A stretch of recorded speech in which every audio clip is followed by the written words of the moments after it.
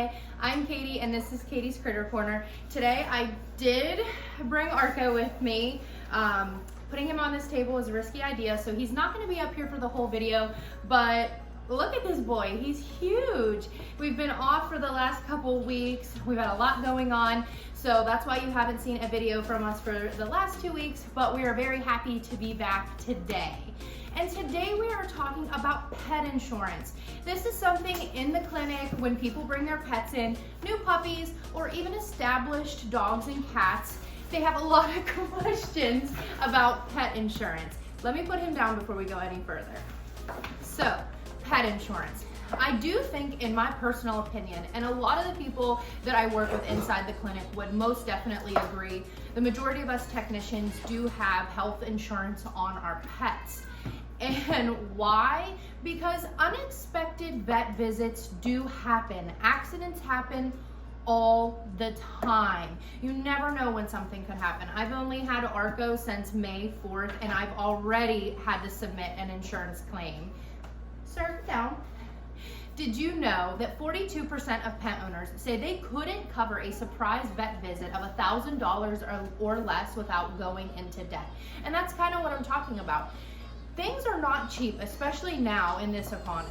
And vet care is something that is super, super important for you and for your pet. We want to make sure that we can provide the best care that we can for your pet, and so that you don't feel like it's a burden or that you're going to go into debt doing so.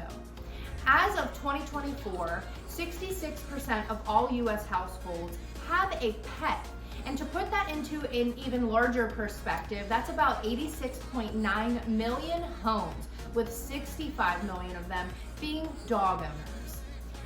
Now, I know a lot of people will say, I don't really want to add a monthly cost onto my already pet care for grooming, their food, their treats, daycare, training, all of those things. But pet insurance, depending on your policy provider and what kind of coverage you're looking to get out of it, can be pretty cost effective and definitely worth having. So if it's something unexpected and your dog needs a surgery or a hospital stay, this is something that really could pay off in the long run for you. So on average, the cost for dog insurance per month is around $44, and for a cat, it's around $30 a month. And now again, this is all going to depend on which provider you choose and which kind of policy you have. I really encourage you to shop around, look at all the different policies that are out there and the different providers. What's great is there are a lot of websites out there that will let you put in what you are looking to get out of your insurance. So what you want your deductible to be, how much coverage you want them to actually cover and reimburse you for. And then, so for me, one thing I really wanted for Arco was dental care. So I was able to forego paying office visits, and I chose $1,000 a year in dental care for him, which was something that was really important to me, because dental care is one of the things that people definitely don't think of when they're getting a puppy. But as your dog or your kitten ages, definitely dental care is something that's really important and definitely something to consider. So if you know that that's something you would be interested in, pet insurance alone for that reason might definitely be worth it for you.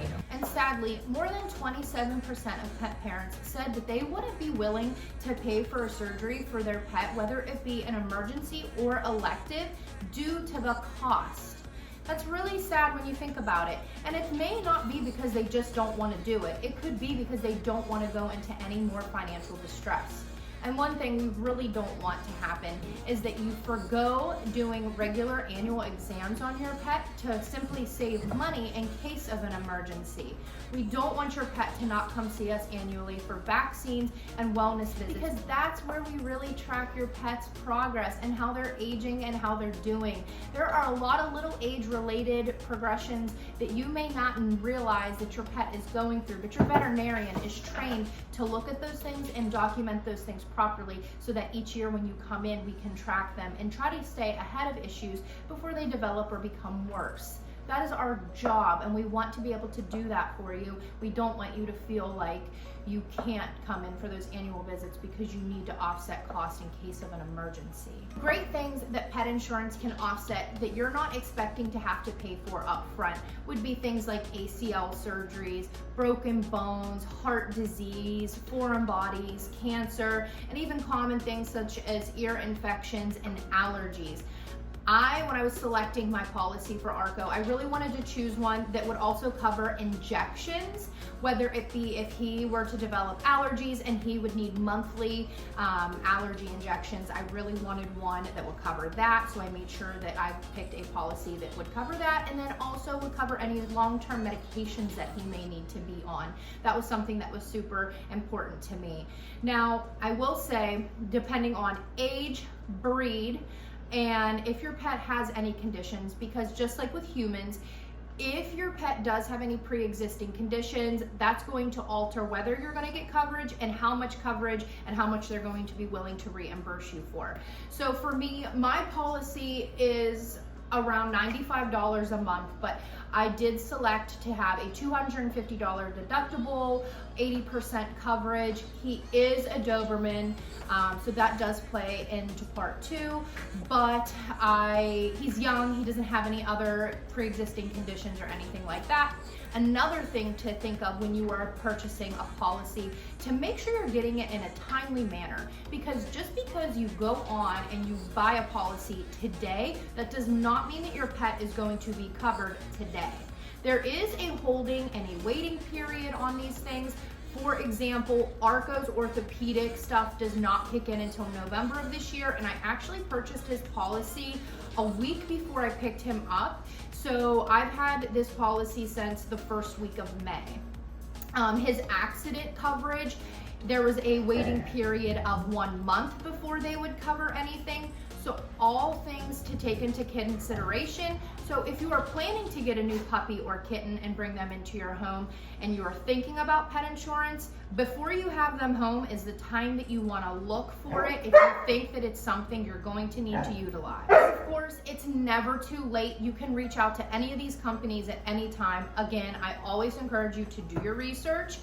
I will say this, the love of having a pet is priceless, but vet care is not priceless.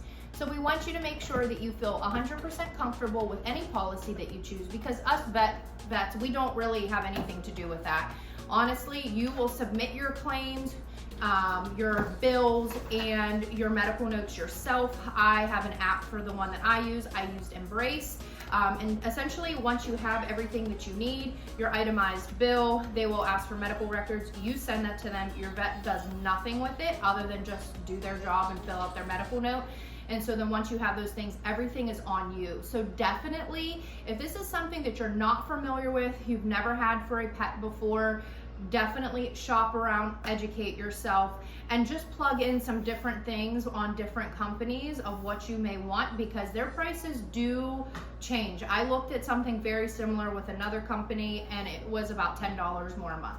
So definitely shop around, look into it, but we encourage you, even if you have an older and established pet, as long as they haven't had too many health issues, it's something you could look into getting for them as well. Of course, if you have any questions, your vet is there to help you. We can try to guide you in the process as much as possible.